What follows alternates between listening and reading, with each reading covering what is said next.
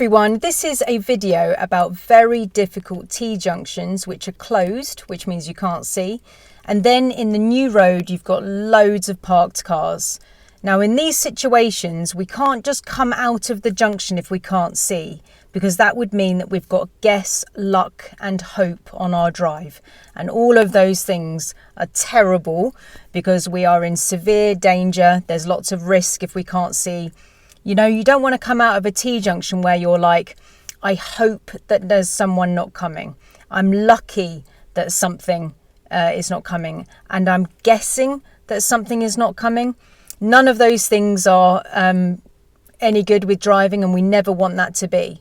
Now, when you're coming up to one of these junctions, you may have to stop at the white line in a normal circumstance. But at this particular junction, the white line, you're not going to be able to see anything.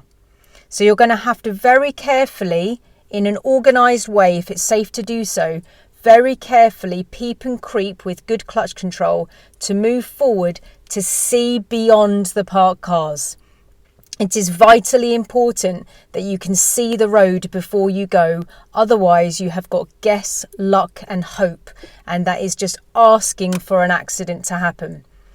In a T-junction or at a T-junction, you don't have priority. The lines at the end are going to be give way or stop. And that means that the people on the main road, the major road, are going to be potentially coming down with as much speed as they want, really. You know, it's up to them if they're breaking the speed limit, but they're going to be coming down with priority. They do not expect the people in the side road to pull out. So they're going to be coming down with priority. So it is vitally important that you creep out and look. And yes, this sometimes means that you're going to go over the line so you can see. It is really, really important. Now, I've spotted a T-junction up ahead, and I don't know how I'm going to edit this film at the moment. I may have already shown you, but I'm going to on foot walk up to it and show you what it looks like on foot with my camera. The reason why I'm going to do that is because my camera is not wide enough. I don't have a wide lens on my camera, and you won't be able to see what I'm dealing with. So I'm going to walk to it and I'm going to take a video of it so you can see what I'm dealing with, and then I'm just going to talk to you about how I do it when I actually pull out of the junction. I really, really hope this information helps you, because you can't always make a decision at the white line. You can't see at the white line sometimes. So you may have to very, very carefully pause there, monitor the situation, look to see what's going on, see how busy it is and whether people are trying to come into the gap to give way. Because if they're going to do that, then we need to be careful about peeping out. So if it's safe to do so, we're going to very carefully go forward, maybe even push our body forward in the car and look to the left and the right. Moving your body forward and looking left and right, that's going to be able to put your visibility in a better place. I actually had someone fail for that once because he was very, very tall. So he was sat right back. And then he came up to that a junction like that on his test. And because he's so tall, he's pretty much in the back. So he was at the line and he didn't put his body forward and have a look. So he kept on peeping and creeping and peeping and creeping, which is allowed. But he didn't put his body forward as well to be as far at the front of the car as possible to see. And that meant that because he was sat back there, he kept on peeping out more and more and more and more. And then his car was in the junction a hell of an amount. And that was too much.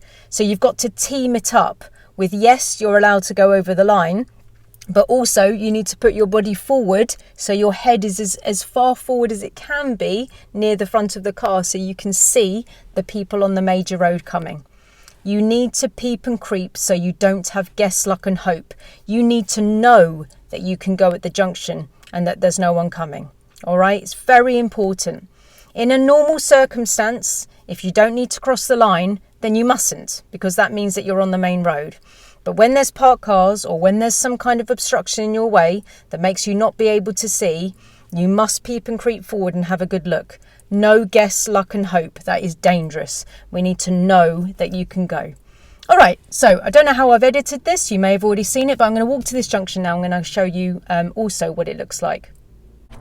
Okay guys, so this is a closed T-junction, so I'm just walking up to it so you can see, so I can just pan to the left and the right.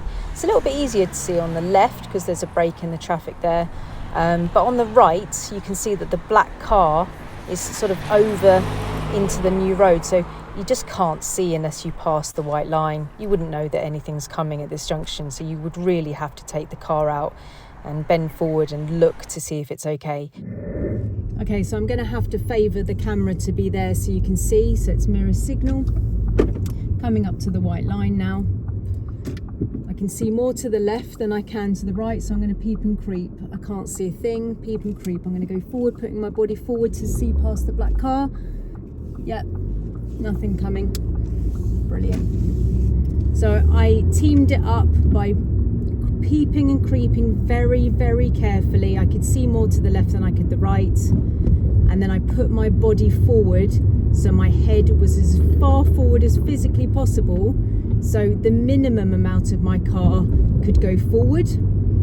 It actually has to go forward, but not a huge amount. It was just the least amount that it could be by putting my body forward. Guys, I really hope this helps you.